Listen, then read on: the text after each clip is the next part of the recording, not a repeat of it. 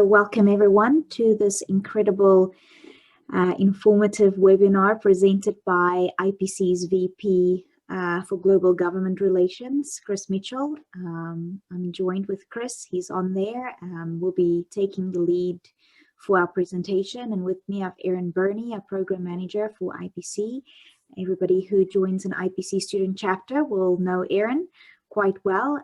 I'm Charlene, the Senior Director for the Foundation, and it's wonderful for us to bring this incredible opportunity in terms of information sharing about the world of ethics and government relations with you. I just want to give everyone a quick overview as to who Chris is.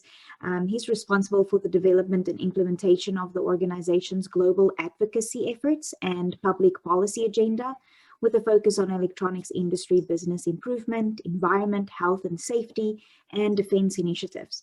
Chris works very closely with IPC members in the government relations steering committees and with IPC professional staff in Washington, Brussels, and Beijing. So it's definitely international focus, representing then IPC at these electronics industry events before policymakers and identifying opportunities for IPC to demonstrate its leadership in government relations and public policy. So it's very important for us to understand from that perspective, and no one else better to provide us a little bit more about the look into the ethics and how everything governs the electronics manufacturing industry. So Chris, thank you for your time and welcome. Oh, Chris, I think you're on mute. Sorry. Sorry. Thank you, Charlene, and thanks to Erin for working with me to organize this. I'm going to try to make this interactive, and I hope that the slides I presented provide plenty of opportunity for discussion. I am not, I think, as you'll see from the agenda that I present in just a minute, that this is not heavily focused on government relations, although that's the role that I play here at IPC.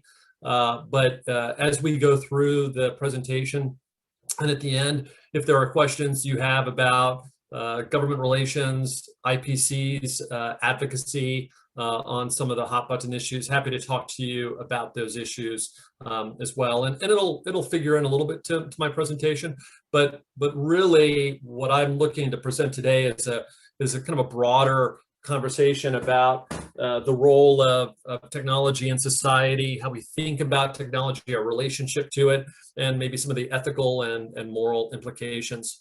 So I've entitled my slide and my presentation, Creating Difficulties Everywhere. And that really comes from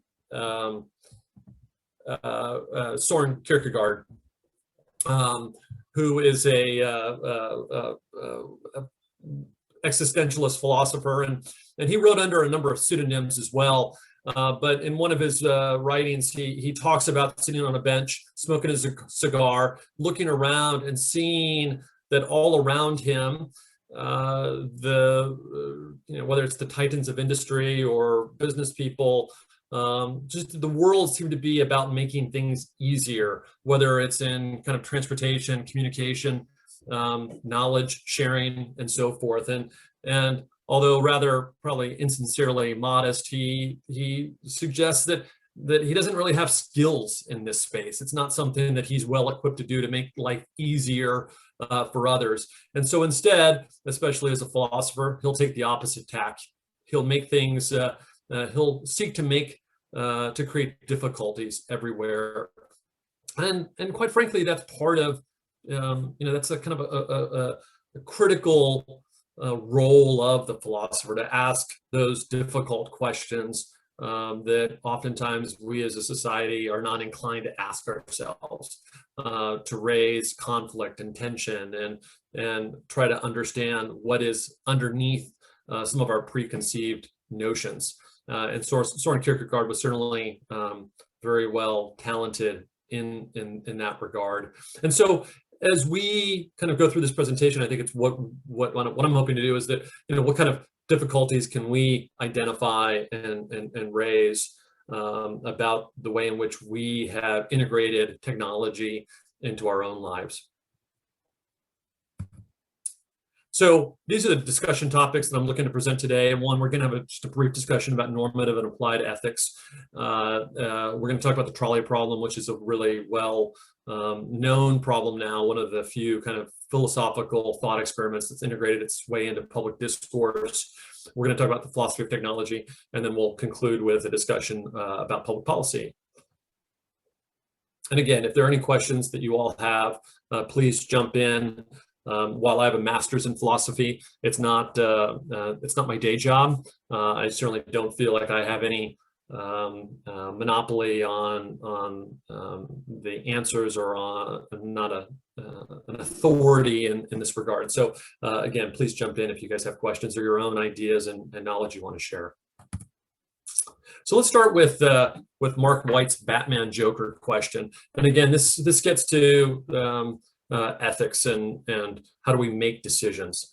So for those of you who are familiar with Batman, and I must confess I'm not a diehard comic book fan and Batman fan, but we all know the rigmarole that takes place over the course of the Batman series, right? Every time the Joker is placed in Arkham Asylum, every time the Joker breaks out, he commits depraved crimes. Inevitably, the Batman catches the Joker, puts him back in the asylum, but in effect, it's a revolving door, because inevitably the Joker escapes. He commits additional crimes, many times very depraved crimes, and Batman is always on the task of trying to prevent those crimes, and often isn't successful. And so it raises the question about why doesn't Batman just kill the Joker? Certainly it would save a lot of lives. And so it's an interesting question, especially in regards to probably the two most important, most prominent schools of thought when it comes to ethics, deontological ethics as well as consequentialism. And so the two can be distinguished most clearly in the former, deontological ethics, is really more focused on the features that are intrinsic to the act itself. And within deontological ethics, the most prominent thinker,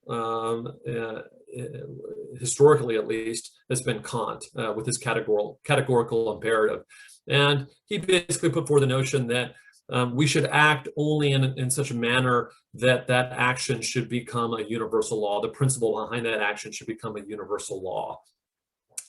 And so again, with deontological ethics, we're really focused not on the effective actions, but rather harnessing our rational capabilities to understand whether that act in and of itself is a good thing. And so a deontological, again, to oversimplify, somebody who accepts the deontological approach might say that killing is categorically wrong. And so we should never accept killing for any reason. And they would base that on a rational argument. But again, it's on the focus, the entire focus is on the act itself. Conversely, consequentialism is really more focused on the effect of the action and judging that action based on that effect. And the most prominent school of thought within consequentialism, of course, is utilitarianism. And really utilitarianism is focused on maximizing the greatest good for the greatest number of people. And so again, these are the two most prominent schools of thought. There are many other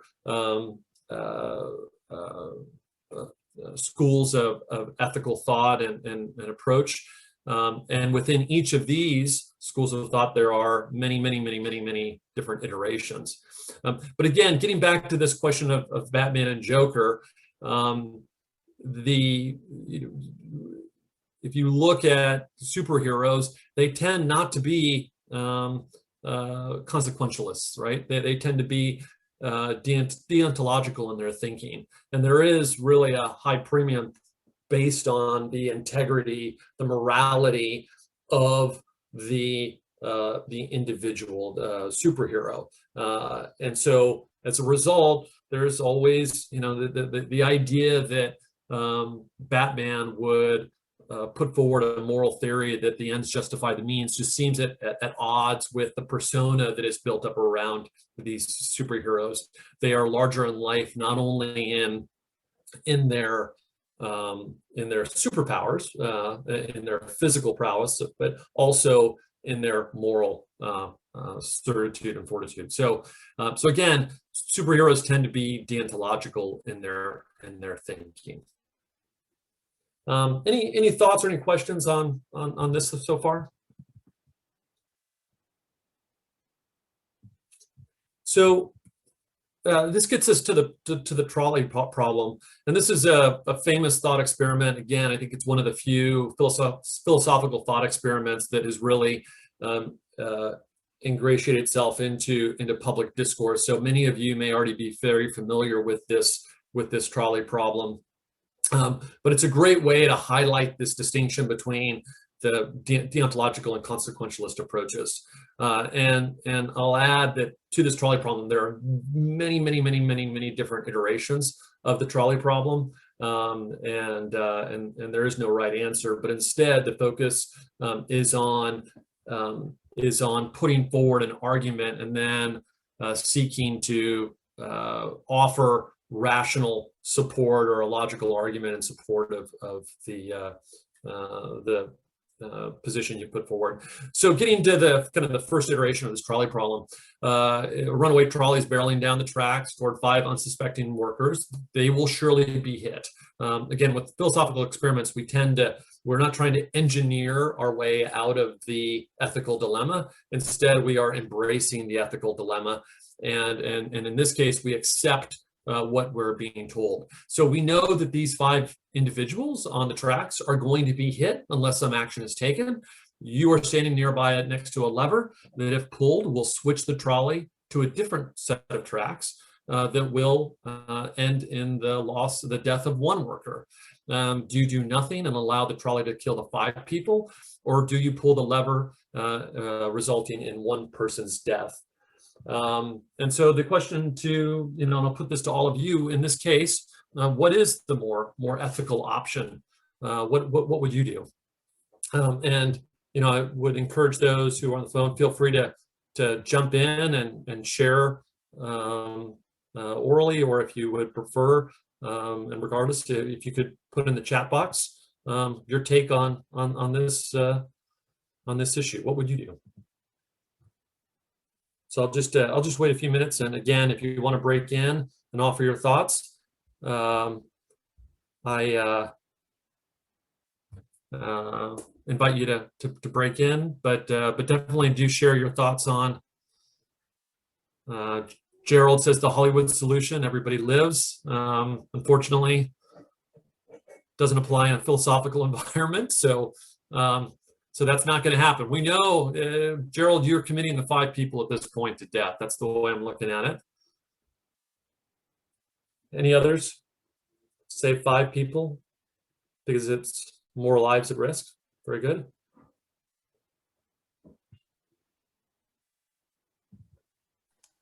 Arnolfo says difficult to place values on the lives of people, so that it is almost likely an impossible situation. But again, in this situation, if you're at the lever, to do nothing is a de facto decision to lead to the loss of the 5 lives. Yep, JLS says it may depend on who is in each group. And there are iterations of this trolley problem that gives you insight into who the people may be, whether they're children or adults, elderly. There are also iterations that allude to whether somebody is a criminal or an innocent. So again, different iterations of the problem. In this case, we don't know who they are. So again, going back to our deontological and consequentialist approaches, from a consequentialist approach, it's pretty clear. It would seem to be that you would want to pull the lever, but on a deontological, it gets a little bit trickier, right? What is the right thing? What is that categorical imperative that would allow you to make the same decision or the right decision in any kind of different scenario? So again, it's an interesting way to look at this question from those two vantage points. Now let's take it from a different perspective. And again, I want to underscore there's no right answer here, right? Everybody can come at this from their own unique perspective, and I think so long as you can support that perspective with logical argument and in a kind of applicable way in a situation, it's viable. Now, but let's take it from a different perspective. In this case, the scenario is changed a little bit. You're standing on a footbridge above the trolley tracks. You see a runaway trolley barreling towards 5 unsuspecting workers, and there's no lever this time to divert it. However, there's a large man who is standing next to you on the footbridge, and your only option is to push him onto the tracks to stop the trolley. You do not have time, or you do not have the physical qualities in order to stop that train. We accept it as a given that your only option here is to push the man off the footbridge, landing him on the tracks, stopping the trolley. And once again, you know, you're open to sacrificing the life of 1 for the life of 5. In this scenario, what do you guys think? Has it changed your thinking on? Is this a different scenario?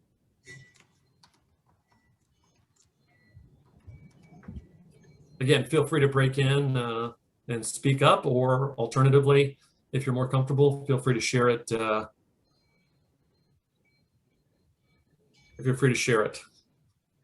Gerald, I think you said you don't push as you can't tell the future. Well, I think, again, we're trying to accept what we're being told as fact, right? And so in this situation, we're being told that if we don't push the man off the footbridge onto the tracks, the 5 will die. If we do, the 5 will live. Any others? I'll just give it another minute for you guys to think about. And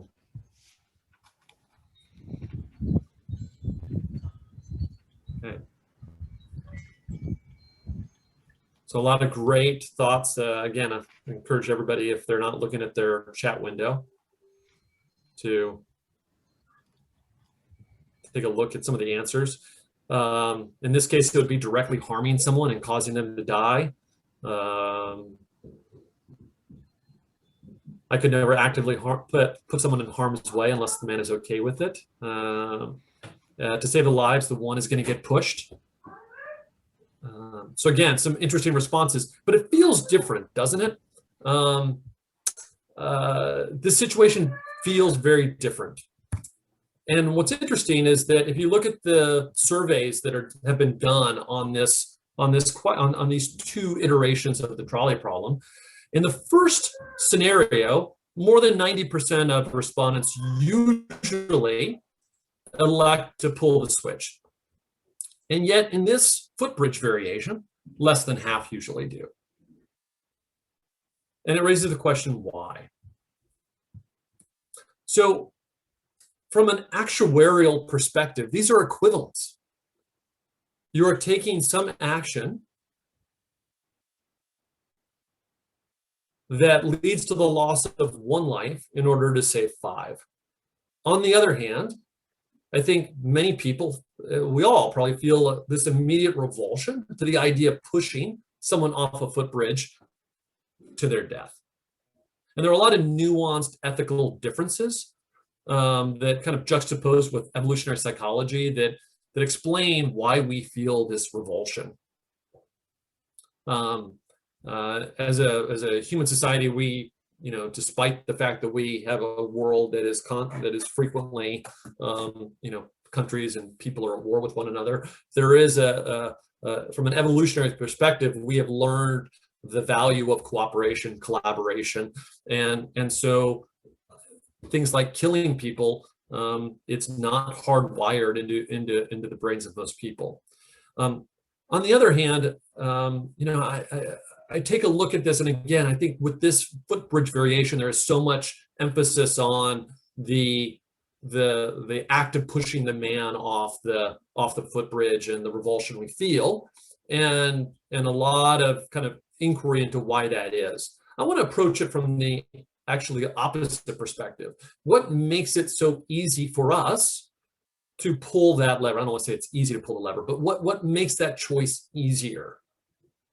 And I think this is when we get into the realm of the philosophy of technology, right? Because in some way, in that first scenario, technology is mediating the relationship between ourselves and the consequences of our action. And many kind of evolutionary psychologists would say that's not surprising, because whereas over millennia, millions of years, we have learned how to, we have learned we've been kind of hardwired to not kill. The fact that we are relying on technologies in ways that we could not have imagined thousands and thousands of years ago has not figured its way into our consciousness, that we have a little bit of a harder time kind of applying that moral inclination, instinct, when technology comes into play. And so let's take a couple of look at examples of how we can extrapolate the trolley problem into real life scenarios. The first is autonomous vehicles. And the fact of the matter is that when we're talking about autonomous vehicles, the car is the trolley, and the designers, programs, and engineers are the ones that are now at the switch. And thankfully, they have the luxury of time, right? Because that's one of the other aspects that we don't really talk about with the trolley problem is there's a distinction between what your instinctual or reaction is and what your considered reaction is. In the case of the autonomous vehicles, these designers, programmers, and engineers have the luxury of time to think about what kind of predetermined decisions they are programming into these vehicles, and how these vehicles will then react in a life-threatening situation. But we need to be kind of cognizant of the fact that we are shifting the responsibility for that reaction from that decision making from the driver to programmed technology. And that programmed technology has been programmed by engineers who in many cases will, by the time the car hits the road, may not even be in that same position of employment, right? And so you're getting this kind of disconnect, this distance between those who are making these decisions around life and death and the real life consequences. An even more stark example might be to look at military drones. Technology has reduced, over many years now, reduced the risk to the warrior, right? So if you go back to the caveman era, right, it was, you were the battles that took place were man to man. It was, it was hand to hand combat. We developed tools, whether it's the bow and arrows, ultimately, rifles, and then cannons and missiles, and now drones that are distancing combatants from the up close and personal nature of war. And it raises the question, is it easier to pull the lever, so to speak, when you're sitting in North Dakota, or if you're sitting in the West Wing? Is it easier to pull that lever when you are so disconnected, so distanced from the consequence of that action? And that's not to trivialize, I think, the emotional toll that those who fly drones, that this activity places on them. But again, it's a really interesting question about whether distancing ourselves makes it easier, maybe obscures the moral, ethical reality of the decisions we're making. Another thing that's interesting as we think about drones, and I'm going to get to this in just a little bit, but when you think about weapons, oftentimes we think about weapons and drones as just the latest tool in warfare. And again, I'm going to come back to this idea of technology as tool, but so just kind of pin that for just a minute. So what is the philosophy of technology? Well, it's the study of the nature of technology and its relations to society. It was kind of, obviously there's been thinkers who have brought up issues related to technology for for millennia, but as an organized kind of systematic exploration in philosophy, it's still relatively new. It was really spurred in the 18th and 19th centuries by the concerns and anxieties around the Industrial Revolution. And oftentimes, the questions that philosophers of a technology have raised really center on ethics. And as we talked about earlier, ethics is really kind of that systematic endeavor to develop, justify, and reconcile moral principles and theories. And it's not an easy, obviously it's not an easy task, because in any situation there are always going to be competing interests, competing principles. I just mentioned that this kind of idea of technology as tools, and I would say that this approach, this thinking about technology as tools, is a conception that's pretty widely accepted. I don't know that we, not that we sit around always thinking about this, and there's certainly some exceptions, but oftentimes I think we as people do look at technology and regard it as a tool, and we call this oftentimes the instrumentalist conception of technology. And in this kind of school of thought, technology itself is value neutral. Right? It's neither good nor bad. It's just a tool, and only the application of that technology can be cognitively or morally significant. So again, it kind of leads to, I don't want to say consequentialist conception, because I think we're conflating a couple of ideas there, but certainly it is placing the emphasis on how are those tools used.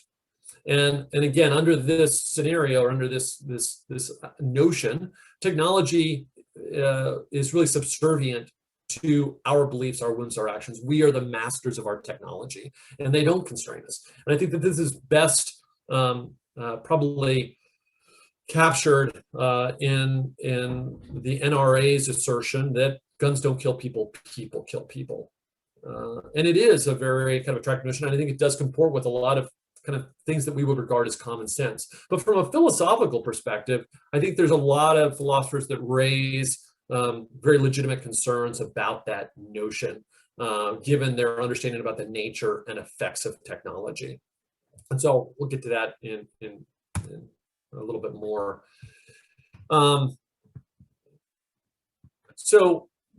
What I've done here is I've tried to kind of highlight, and this is just, I just kind of plucked 4 philosophers. There's so many different perspectives that philosophers bring to the nature of technology.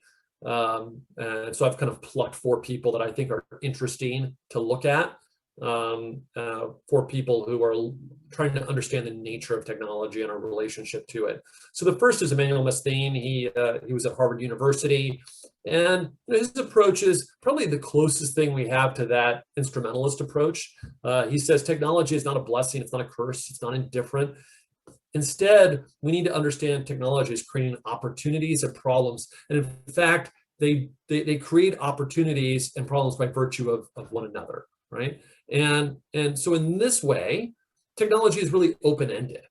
It expands our choice, and it adjusts our understanding of the costs. So, if you had a horse and you use that horse to get from farm to town, whether you were necessarily thinking about it in these terms, there is a cost associated with owning that horse and the time that it takes to get to that town.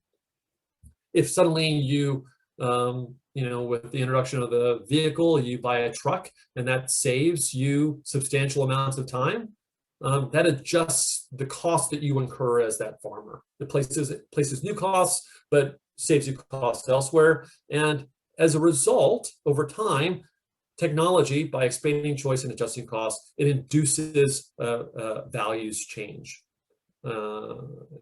throughout society.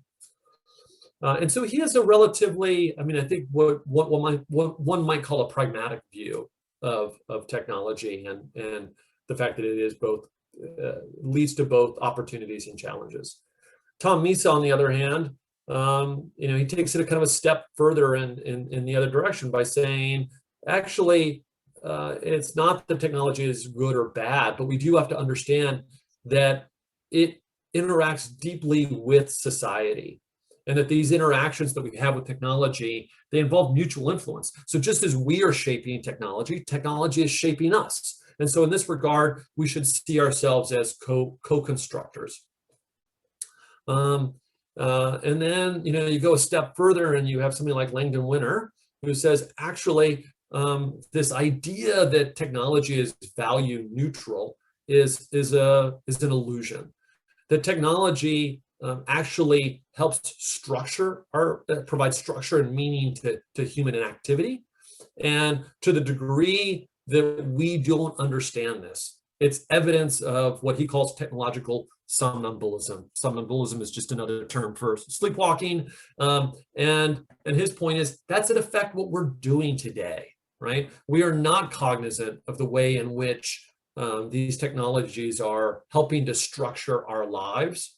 And I think this is most notable, and I think this harkens back to kind of some Marxist theory that talks about how changes in technology change human activity. And in some respects, we really are a product of our activity. And so he's challenging us to think a little bit more carefully about the inherent qualities of technology and the way it structures society. And let me give you an example of what he's talking about here. And this example is not unique to Langdon Winter, although he's spent a lot of time on it. The distinction between nuclear and solar energy. The fact of the matter is, if you're going to stand up a nuclear power plant, it takes significant resources. It takes centralized control. And so it puts in the hands of a very few people control over that source of energy, whereas solar energy has, in his mind, a democratizing effect. It's decentralized. And so it's not to say that society should go with one rather than the other, but I think his point would be, although I think he definitely has strong views on the matter, but I think his larger point is we have to understand what are the political kind of qualities that are inherent to these to the technologies that we introduce into our lives. And some of this should, I think, as all of you who are either engineers or studying to be engineers, this should all resonate with you, right? Because in the course of work, engineers, what are they doing? They're making decisions about the design of whatever it is they're creating, and those design decisions can have a real significant impact on how those technologies are used, and to whom they empower and don't empower. And then finally, John McDermott, who basically calls technology, I might need to correct this. I think he calls it the technology is the opiate of the kind of the skilled elite. And his point is systems. And in fact, this line of thinking that is outlined here was really a direct attack on Emmanuel Misthine. He did not think much of Misthine's ideas, but he says, with the ever-increasing sophistication of technology, these technologies are becoming systems of rationalized control over the many by the technologically skilled few, and they're leveraging organized hierarchy to that effect. And so he argues for a stronger understanding of human rights in the context of technological development. So again, this is like a spectrum, and I'm not certainly not trying to put my weight behind one or the other, but I think it provides a little bit of a glimpse into this very kind of heated discussion that's taking place about whether technology is value neutral or not, and how you come down, the decision you make on that is really going to have a huge impact on the approach that you might want to take if you were a policymaker, for example, or the approach you might want to take as you integrate technology into your own lives or the lives of your families. Certainly, if you believe it's technology neutral, your focus is going to be on the implications, the use of that technology. Whereas if you believe they have inherent political qualities, you're going to think a little bit more about what those political qualities are and what introduction of those technologies, how that'll impact your own life.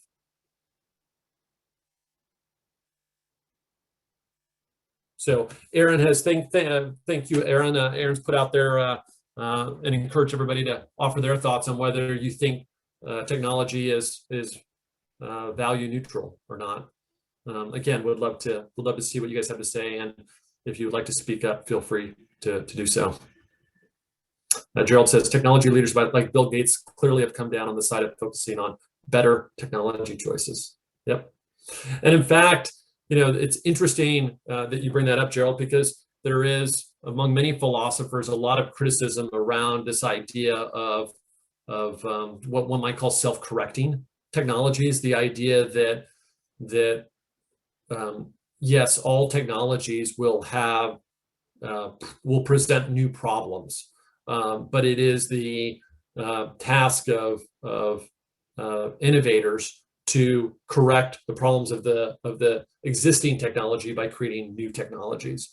And again, I think that that's really it's a very attractive theory, but it also raises kind of fundamental questions about what are we trying to create, and it also raises interesting questions about the degree to which technological determinism is really is kind of a driver for historical developments. Jayla says, yes, tech has been used for good and bad. We can save lives or end them. It's all about choice and intentions. So great. So that's again, we looked at. Can you see the Q&A by chance? No, I didn't. Let me pull that up. Sorry. No problem. Just we got another one in there. Okay, so I will get. I'll follow up on the government relations in just a minute. Towards the end. Palash says, we already see some companies misusing consumer data, which raises ethical issues. Do you think that the government is lagging behind when it comes to, I'll get to that as well towards the end, and I'll try to accelerate to get there.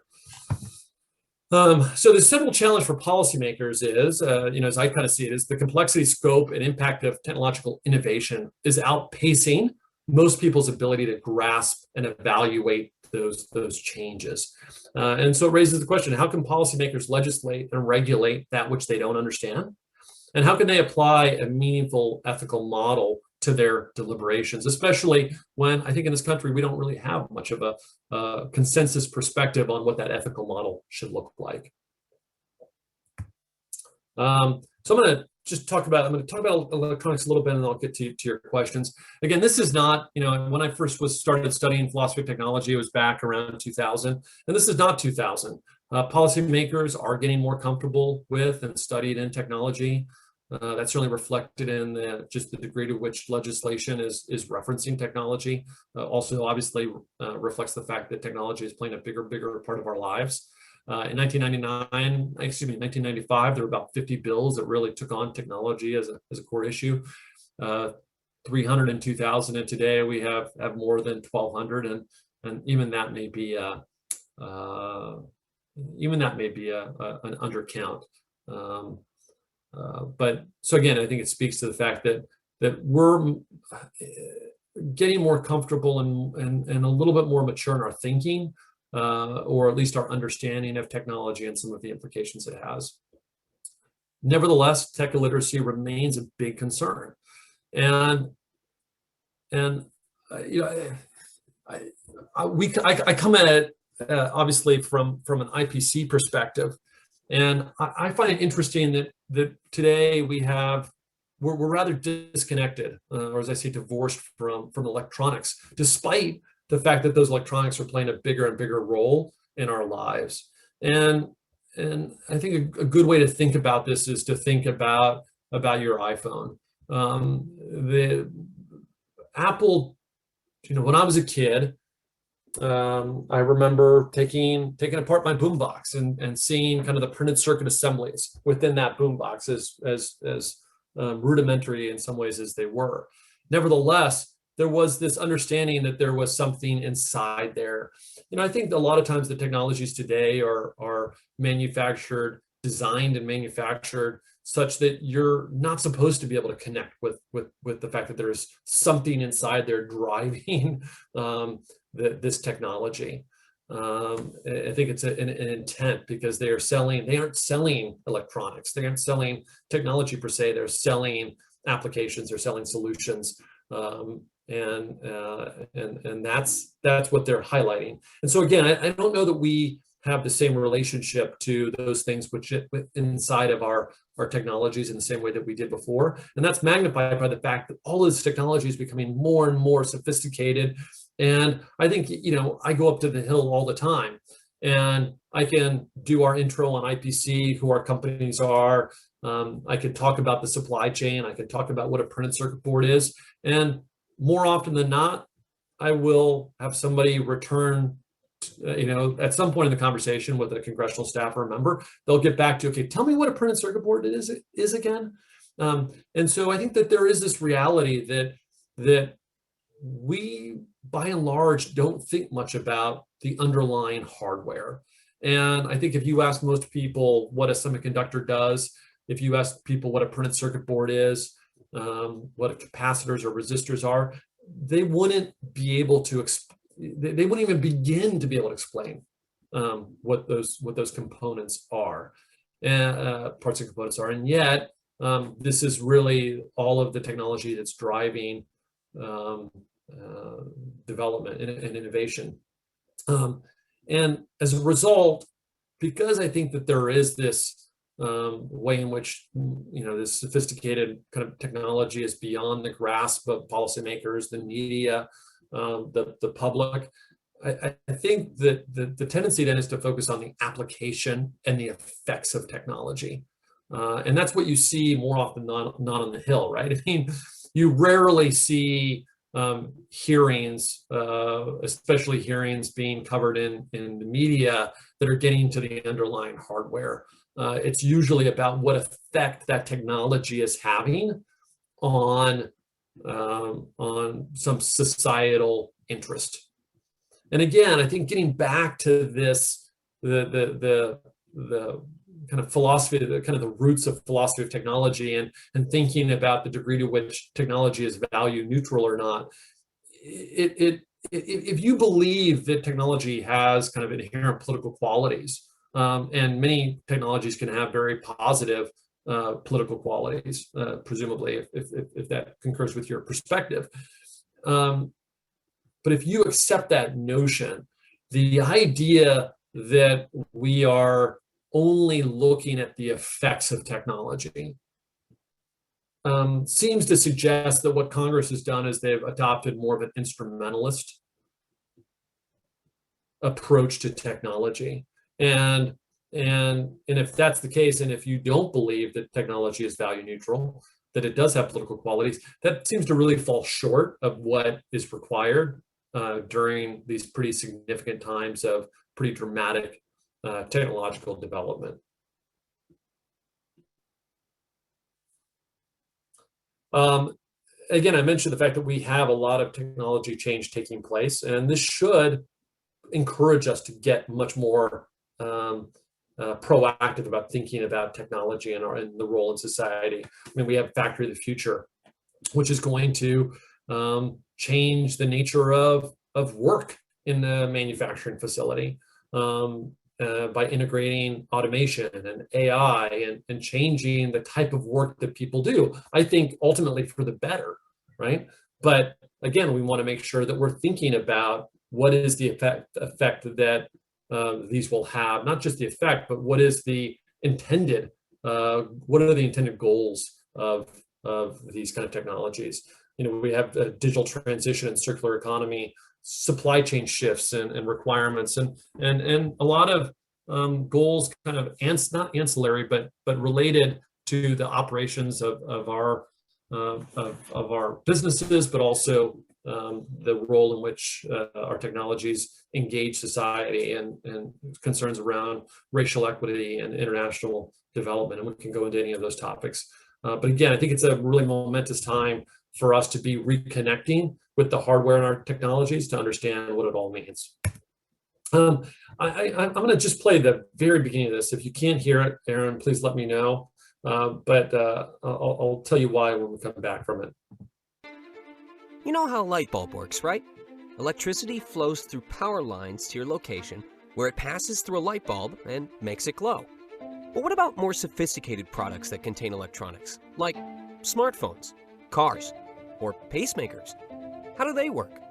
The basic science is the same. All these devices take in electricity and then steer it through a specially designed maze of circuits and components, and voila! You're chatting with distant friends in real time, or getting to your mom's house safely. The way most machines are designed, you'll never see the electronics inside, nor will you know where they came from or how they work together. But make no mistake, in today's world, our lives and our communities depend on electronics. So I'm going to stop that there. The reason I bring that up, this is a video we did and we distributed quite heavily on Capitol Hill as well as to the media, and then through some of our channels geared towards the public.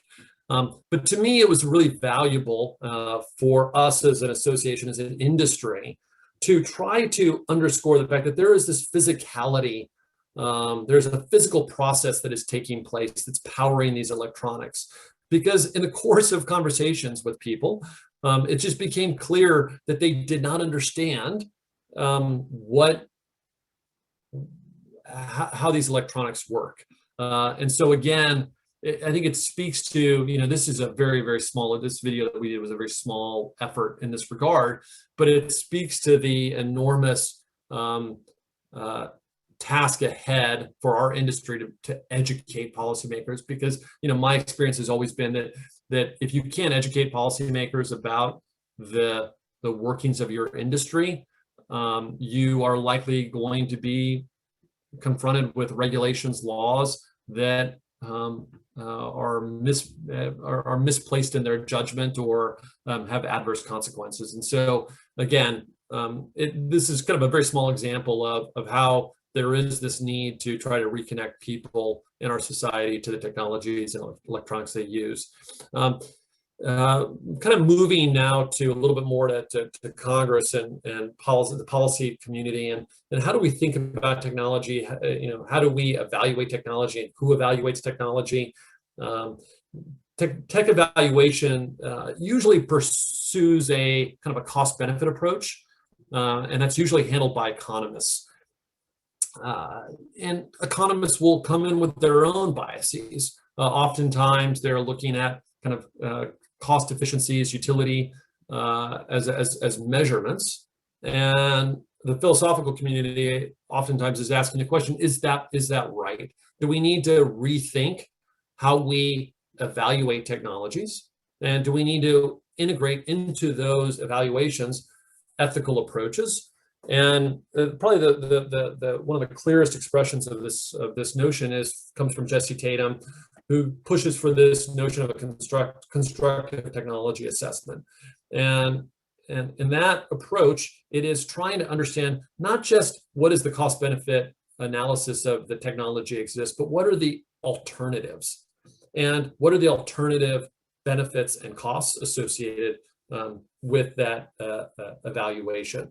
And so again, I think it speaks to the fact that within the policy community, we need to do a better job of trying to understand these technologies. And of course, it's a problematic task, given the fact that there's a lot of tension within our country between competing priorities: free enterprise, liberties on one hand, and public interest on the other. And you see this playing out today over any number of issues, many of which relate to kind of social issues and environmental issues.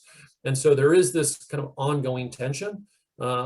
It's made more problematic by the fact that I think we have a hard time kind of coming to a consensus on what kind of ethical approach we would want to take. So let me close with this, and then I'll go to any questions you guys have. we'll put out the question whether you guys know who this is, and obviously at the top there, the slide's entitled Frankenstein, so that might be a good clue as to who we're talking about. And of course, we're talking about Mary Shelley, who wrote Frankenstein, and so for those who I'm not sure how many of you have read Mary Shelley's Frankenstein, but obviously it departs very much from our public conception of Frankenstein. In Mary Shelley's Frankenstein, Frankenstein is not the monster, but instead he is the doctor. He's the creator, and the monster, or the creation,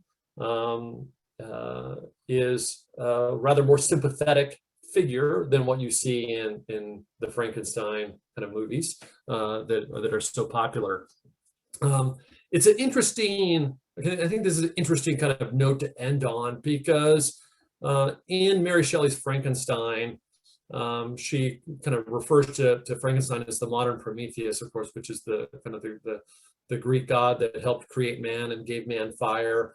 And I think what Mary Shelley is trying to explore is the degree to which man creates technologies and kind of unleashes them into the world without kind of forethought about the implications of that technology. And then once it's unleashed, exercises a degree of neglect.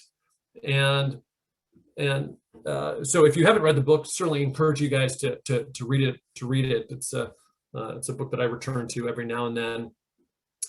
But I think it challenges us to think about the ways in which, again, we create technology, introduce them into the world without sufficient care at any stage in the process, whether it is at the design element, the manufacturing, or the application of that technology, the introduction into society. And so, at this time, again, as the power of technology increases, it, I think, creates a moral imperative. The times invite us to be more proactive and thoughtful about technology and its impact on society, and to wake from the kind of technological somnambulism that we ourselves might be susceptible to or engaged in, and assert human agency over our creations. We need to be the masters of the technology that we create, and mastery really does require authority and understanding. And only by doing so will we shape the future and cultivate an environment in which technology can develop sustainably in line with human aspirations. So that's my information, contact information. So really encourage anybody who wants to reach out to me to feel free to do so. And I'll get to your questions now, I think many of which I probably did not cover extensively in this presentation. So let me start with Rishi. I think we have time, correct? A few minutes? Yeah, go ahead. If anybody needs to, jump off, they're welcome to do so. But okay, so what exactly do you do in government relations? IPC government relations is really focused on representing the electronic manufacturing supply chain before U.S. policymakers. And because IPC is so kind of centrally focused on electronics manufacturing, there are a lot of issues that we don't necessarily engage on. And in fact, I referenced earlier the fact that Congress tends to want to explore the effects of technology. As a result, I think because those implications of technology are not necessarily central to manufacturing, IPC itself doesn't necessarily get as involved in those kind of debates. So, as an example, obviously, the kind of online censorship or, those kind of issues, those would be issues, net neutrality issues. Those are issues where, yes, technology is involved, but they're not central to electronics manufacturing. So we don't necessarily get involved. Instead, we are focused on helping grow electronics manufacturing here in the United States and around the world. And so we focused a lot on industrial-based policy issues. What is the environment that manufacturers need in order to thrive and grow their businesses? We focused a lot on trade issues, kind of relatedly. And then we focus a lot on environmental issues. My colleague Kelly Scanlon, who I think has spoken to this group before, is immersed in policy issues here, and especially here in the US and Europe, around kind of environmental health and regulation. So that's essentially what we do. We speak to policymakers on an ongoing basis here in Washington, Europe, and in Asia. And again, happy to provide any more information if you guys have more specific questions. We're already seeing some companies misusing consumer data, which raises ethical issues. Do you think the government is lagging behind when it comes to regulating modern day technologies? You know, I would say that probably yes, they are lagging behind. I think it's a facet of the fact that, you know, as I referenced earlier, the pace of change is taking place so fast relative to the pace of legislation and regulation.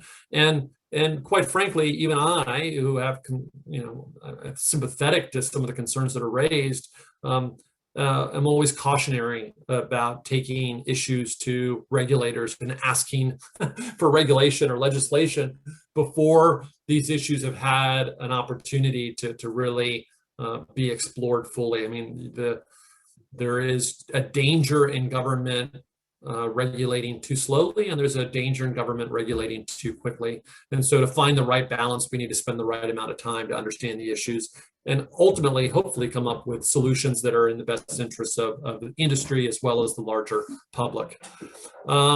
As technology has become more and more integrated into our lives, we have become more dependent on the functionality of each piece of technology. A common discussion in the media today has been the safety of autonomous vehicles, which I believe will never reach the point of being absolutely safe. What are your thoughts on the potential negative effects of malfunctioning technology? Now, I think I alluded to this earlier. I mean, obviously, it's, you know, I will say the evolution towards autonomous technology, self-driving vehicles, has really changed the perspective of automakers.